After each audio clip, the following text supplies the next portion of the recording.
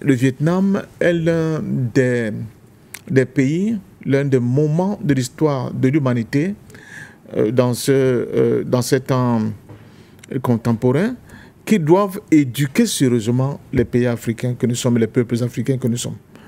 Parce qu'ils ont subi un choc violent.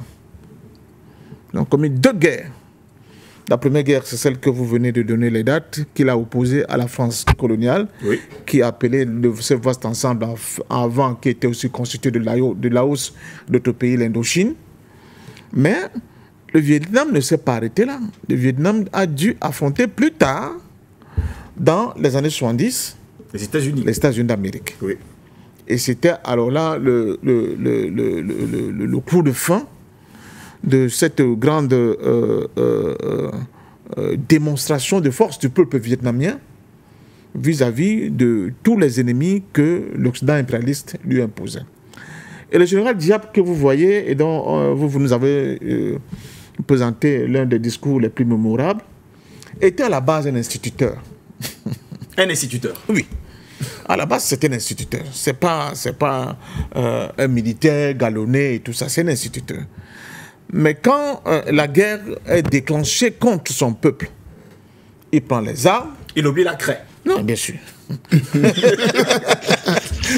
Bon, c'est ici chez vous que les gens pensent que s'ils sont juristes, ils ne peuvent pas prendre les armes. Il prend justement les armes parce qu'il faut défendre la patrie.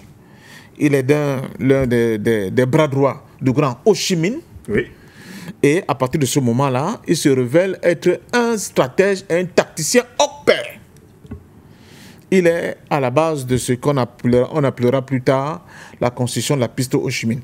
C'est-à-dire des dizaines, voire des centaines de kilomètres, n'est-ce pas, de réseaux souterrains où les combattants, avec leurs chars, avec leurs armes, pouvaient se dissimuler pour faire la guerre. Donc ce que vous voyez à Gaza avait déjà été longtemps à l'avance expérimenté au Vietnam. Ce que vous voyez en Iran avait déjà été longtemps d'avance expérimenté au Vietnam. Au point où les deux grandes armées, que ce soit l'armée française ou bien l'armée américaine, sont venues mordre la poussière face à cette redoutable armée vietnamienne. Aujourd'hui, quand vous écoutez le ministre israélien de la Défense, qui refuse d'accepter la défaite, et dit à Mondovision qu'il est prêt à réattaquer l'Iran à tout moment. Oui. D'ailleurs, depuis 24 heures, il circulait une tension forte selon laquelle Israël était déjà prêt à repartir à l'attaque. C'est ça les mauvais élèves dont il parle. Voilà ces mauvais élèves. Ces mauvais élèves, c'est un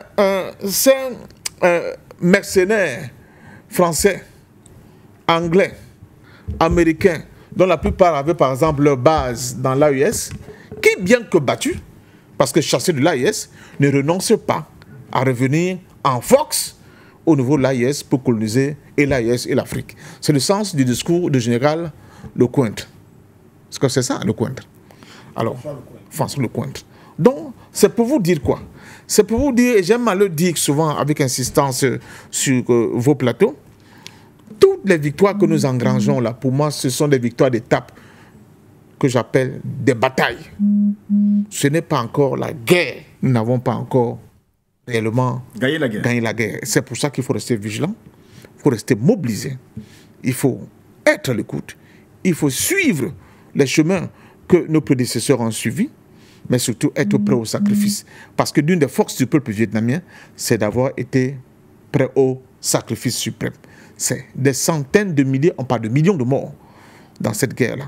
Les bombardements avec des armes de destruction massive comme le napalm. Il y a encore une photo célèbre avec cette jeune fille nue après des bombardements dont le napalm avait complètement mis les habits en lambeaux, qui court, son village étant en feu, etc. Elle est même devenue une grande dame après.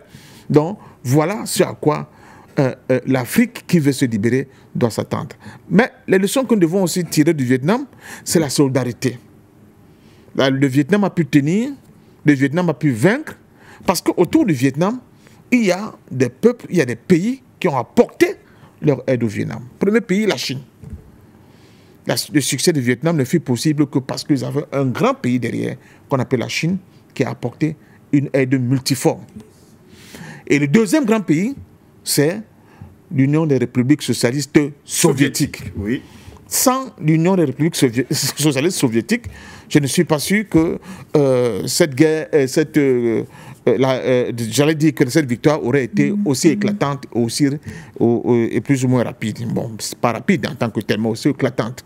Donc c'est pour vous dire que dans toute guerre, quand vous affrontez l'Occident impérialiste, il faut toujours vous adosser sur des compagnons sûrs, sur des alliances crédibles, proches de vous ou bien loin de vous. Loin de vous. Mais proche de vous, c'est encore mieux. Parce que cela vous donne ce qu'on appelle une profondeur stratégique. Parce que si on vous dit comment l'URSS faisait pour acheminer des armes au Vietnam, si on vous explique que pendant la guerre de Corée, comme la guerre du Vietnam, il y a des régiments de combattants chinois qui sont allés se battre à côté de leurs frères vietnamiens, ça vous donne une idée de l'effort qu'il faut faire au niveau du continent africain pour que nous puissions nous libérer totalement. Donc, je crois sincèrement que nous sommes là face à quelque chose d'historique du point de vue de la mémoire, mais pas seulement, mais aussi du point de vue des leçons que nous pouvons tirer de ce qui s'est passé et de dire à l'ensemble des peuples africains que nous sommes qu'au début de cette confrontation qui nous oppose, n'est-ce pas, à l'impérialisme occidental. Et il faudra que nous soyons capables de tirer toutes les leçons de cette guerre, toutes les leçons de ces différentes guerres que l'Occident a imposées à ceux qui voulaient s'affranchir de leur tutelle, parce que ça a un prix. Et je crois que dans ma deuxième saillie, je vais essayer maintenant d'aller dans le fond pour montrer étape par étape comment ce peuple vietnamien a pu résister, mais comment aussi d'autres, ce que j'appelle les contradictions internes dans les pays qui sont venus envahir le Vietnam, que ce soit la France qui avait été boutée hors de là avec la Seconde Guerre mondiale, le Japon tentant de reprendre pied au Vietnam, que ce soit les États-Unis eux-mêmes avec les manifestations monstres qui se sont déclenchées au niveau des États-Unis quand les médias, alors là on revient, n'est-ce pas, à l'une des armes que les Africains n'utilisent pas beaucoup, quand les médias américains eux-mêmes ont commencé à montrer, n'est-ce pas, la laideur, le côté hideux de cette opération d'invasion d'un pays tiers qui n'avait rien fait aux États-Unis, et avec le cortège de morts et de cadavres qui rentraient dans les caisses, n'est-ce pas, ces soldats américains-là, ça traumatisait totalement le peuple américain au point où certains athlètes, parce que c'était, c'est-à-dire que c'est de force qu'on demandait aux gens d'aller combattre au Vietnam, où certaines grandes stars du monde, de la culture, de la musique et du sport, je prends l'exemple qui nous a fait le plus chaud au cœur, c'était Cassius Clay, Mohamed Ali, qui a refusé d'aller combattre contre les Vietnamiens, et qui a accepté de faire la prison parce qu'il ne comprenait pas pourquoi il pouvait aller tuer des gens qui ne lui ont rien fait. C'est un message qu'on pouvait par exemple envoyer aux soldats israéliens qui continuent de tuer des bébés, des enfants et des femmes à Gaza aujourd'hui. Je vais faire un tour du côté